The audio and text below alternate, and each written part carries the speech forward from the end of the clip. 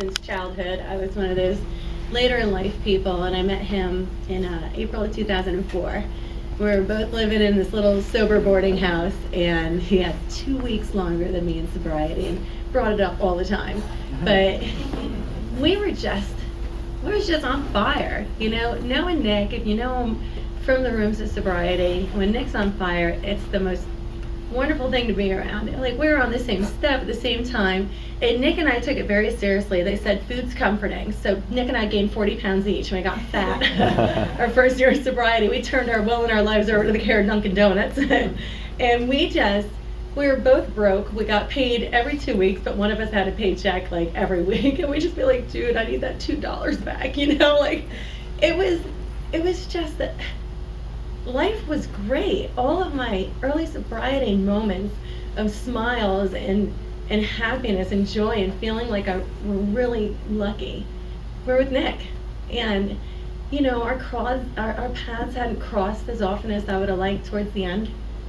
But I have a shoebox of birthday cards from Nick from those first 3 or 4 years that were all those Winnie the Pooh cards about being friends forever. And what those guys were talking about with Nick, that's the type of friend he was. He was your forever friend. And whether I talked to him once a year or once every 3 years, it was always just the same when we got back together. I mean, I met Dom those first couple of years together. We all it was amazing. It was a time in my life that it's just one of my favorite times, And if I think back about any of those times, Nick was just a part of it. And he's the reason that when I drive by people, they think there's a 16-year-old boy in the car, because he made me listen to hip hop all the time with him. Oh my God, he didn't have a car, so I drive him to work and then pick him back up. And people probably think there's I have a subwoofer in my car, and every time I turn it on, I think about Nick. I was not concerned about Nick in the beginning. The only thing that concerned me was that he dressed like a little hoodlum, I was like, we were going to change his clothes if it was the last thing we ever did about him. I was like, what are you wearing? Put your hat on. What is that?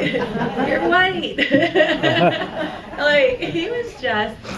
I met Nick when he was throwing the baby seat across the parking lot at Milestone, everybody knows those moments. And that was love at first sight. I just loved him. He was just full of life, man. And I just have all these fond memories of him. I just wanted you guys to know. Thanks.